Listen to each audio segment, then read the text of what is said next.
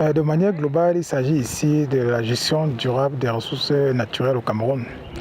Donc, et pour gérer de manière durable ces ressources-là, il est évident d'avoir une certaine information sur, d'avoir une idée sur les connaissances locales de gestion de la ressource, de connaître évidemment les espèces associées à ces ressources-là et de comprendre pourquoi la population dépend tellement de la ressource en question et de caractériser effectivement de manière globale le phénotype de l'espèce afin de cibler les caractères qu'on pourrait proposer à la population locale, notamment en favorisant la domestication des caractères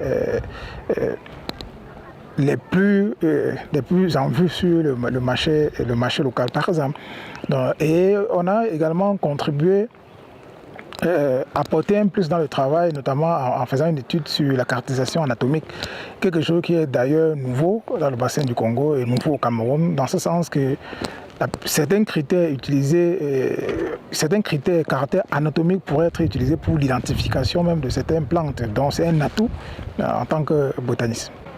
Ce qu'il faut retenir, c'est qu'il y a une forte variabilité des connaissances en fonction des zones ethniques au Cameroun, en ce qui concerne évidemment le butacola.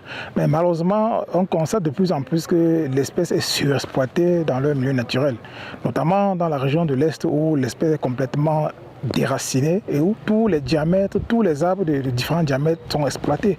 Donc ce qui fait qu'à un moment donné, même la population dit qu'ils ne trouvent plus les individus à exploiter. Donc cela est fortement lié à l'exploitation anarchique de l'espèce. Donc il est important de dire à la population que puisque c'est eux, ce sont les utilitaires de la ressource. Donc, il faut les amener à comprendre qu'il est essentiel, primordial de préserver ces ressources-là, puisqu'on se rend compte que la plupart dépendent de ces ressources-là sur le plan médicinal, sur le plan alimentaire et surtout économique. Le butacola donne-t-il de l'argent? Non, le kilogramme de butacola de nos jours coûte environ 3 500 à 6 500 en fonction de la grosseur de la graine. Donc, ce qui fait que, par exemple, dans la localité du centre, on a relevé que par jour du marché, pendant les zones de production, un détaillant pouvait gagner entre 20 et 30 000 par jour de marché. Donc, ça représente une activité lucrative. Donc, il est important de domestiquer et on peut créer énormément d'emplois. Actuellement, dire faire la recommandation, pas encore, parce qu'il fallait évidemment, après les publications, retourner par exemple sur le terrain et rencontrer ces populations-là que nous avons enquêtées, afin de leur proposer le résultat de la recherche. Nous n'avons pas encore eu l'opportunité de le faire, mais pendant la collecte des données sur le terrain, en fonction même déjà des résultats qu'on avait eus dans d'autres localités, on a eu à proposer, par exemple, déjà des stratégies de conservation en sensibilisant, par exemple, la population sur les méthodes d'exploitation ou encore en leur proposant d'utiliser d'autres espèces alternatives.